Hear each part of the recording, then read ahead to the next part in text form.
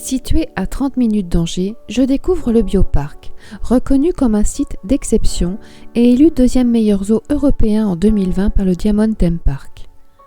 Le Bioparc est d'abord une histoire de famille. Durant 60 ans, 3 générations ont sculpté le Falin, cette roche si particulière qui confère à ce lieu une distinction unique et atypique. Aujourd'hui, plus de 1500 animaux vivent dans ce cadre naturel exceptionnel, au sein du seul zoo troglodytique au monde.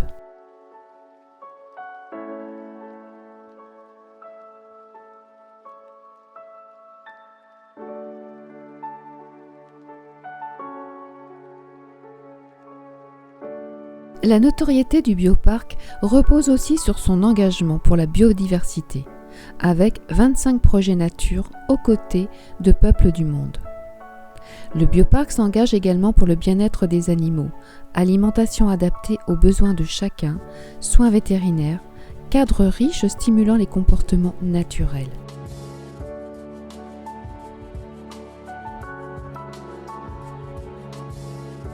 Récompensé pour son action environnementale, le Bioparc est à ce jour le seul zoo français privé certifié par la norme environnementale ISO 14001.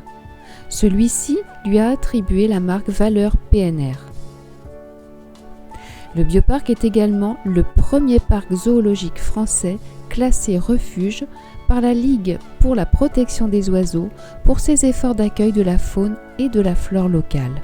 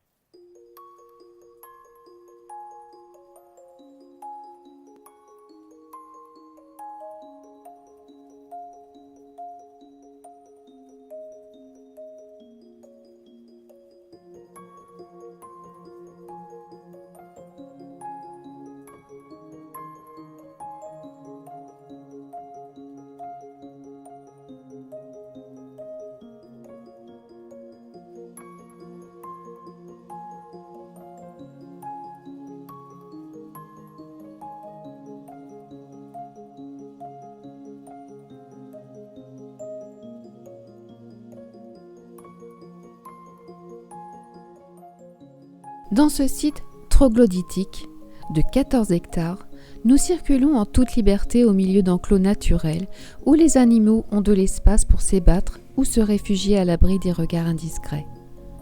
De nombreuses cavernes sont creusées dans les aplats rocheux, entourées d'une belle végétation.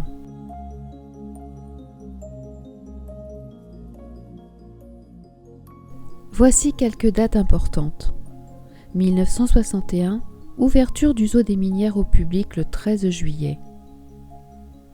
1970, création du safari serpent et parmi les 30 reptiles qui y vivent, on y trouve des anacondas verts et des pythons royaux. 1983, premier lâché dans les Cévennes d'un vautour né au zoo de Douai. 1994, en mai, ouverture du canyon des léopards.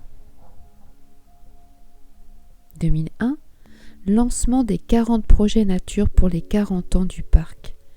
Et le plus symbolique, le projet de la sauvegarde des girafes au Niger, dont il ne restait plus que 78 individus en 2001.